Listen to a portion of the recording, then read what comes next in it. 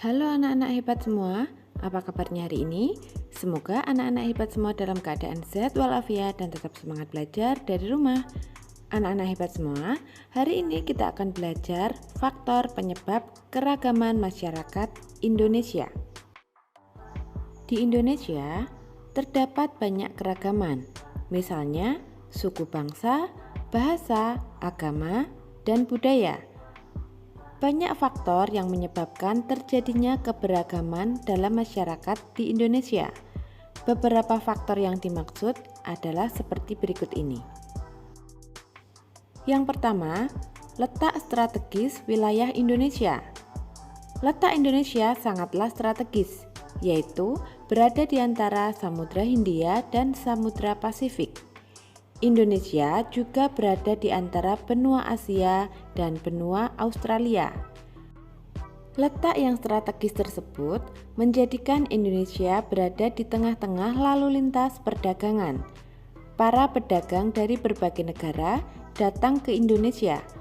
Mereka membawa agama, adat istiadat, dan kebudayaan dari negaranya. Banyak pendatang menyebarkan agama, adat istiadat, dan kebudayaan negaranya, baik dengan sengaja maupun tidak sengaja. Faktor yang kedua adalah kondisi negara kepulauan. Keadaan geografi Indonesia merupakan wilayah kepulauan yang terdiri atas 13.466 pulau. Banyak pulau di Indonesia menyebabkan penduduk yang menempati satu pulau atau sebagian dari satu pulau tumbuh menjadi kesatuan suku bangsa. Tiap-tiap suku bangsa memiliki budayanya sendiri.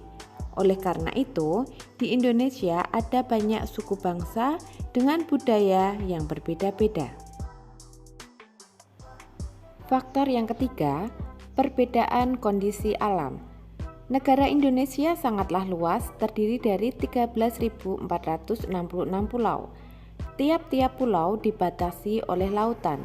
Selain itu, Indonesia merupakan negara vulkanis dengan banyak pegunungan, baik gunung berapi maupun bukan berapi. Keadaan alam Indonesia tersebut mempengaruhi keanekaragaman masyarakatnya. Kehidupan masyarakat pantai berbeda dengan kehidupan masyarakat pegunungan. Masyarakat pantai lebih banyak memanfaatkan laut untuk mempertahankan hidupnya, yaitu dengan menjadi nelayan. Sebaliknya, masyarakat yang tinggal di lereng pegunungan memiliki upaya sendiri untuk mempertahankan hidupnya.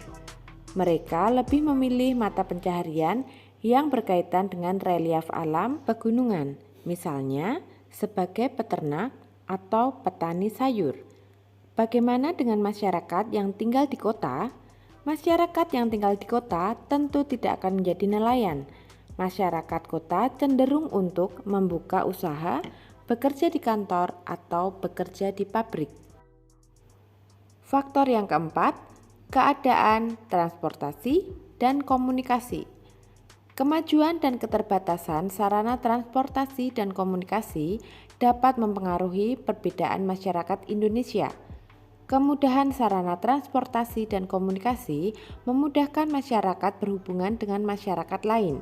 Sebaliknya, sarana yang terbatas akan menyulitkan masyarakat dalam berhubungan dan berkomunikasi dengan masyarakat lain. Kondisi ini menjadi penyebab keragaman masyarakat di Indonesia. Faktor yang kelima yaitu penerimaan masyarakat terhadap perubahan. Keterbukaan masyarakat terhadap sesuatu yang baru, baik yang datang dari dalam maupun dari luar masyarakat, membawa pengaruh terhadap perbedaan masyarakat di Indonesia. Masyarakat perkotaan relatif mudah menerima orang asing atau budaya lain. Sebaliknya, masyarakat pedalaman sebagian besar sulit menerima sesuatu yang baru. Mereka tetap bertahan pada budayanya sendiri dan sulit menerima budaya luar. Demikian tadi merupakan faktor-faktor yang menyebabkan terjadinya perbedaan dalam masyarakat Indonesia. Hai anak-anak, kembali lagi dengan Bu Guru. Hari ini kita akan belajar mengenal keberagaman suku di Indonesia dan sikap kita terhadap perbedaan suku. Dari lagu tersebut, kita jadi tahu ya, ternyata Indonesia punya banyak sekali pulau, yaitu ada 17.504 pulau yang dimiliki Indonesia. Dengan banyaknya pulau menyebabkan Indonesia juga banyak memiliki suku bangsa. Yuk kita cari tahu apa saja suku yang ada di Indonesia. Di Pulau Sumatera ada suku Gayo dari Aceh, suku Minang dari Sumatera Barat, dan suku Serawai dari Bengkulu. Kemudian di Pulau Jawa ada suku Betawi dari Jakarta, suku Jawa dari Yogyakarta, suku Madura dari Jawa Timur. Di Pulau Bali ada suku Bali, ada suku Sumba dari Nusa Tenggara Timur, suku Sasak dari Nusa Tenggara Barat.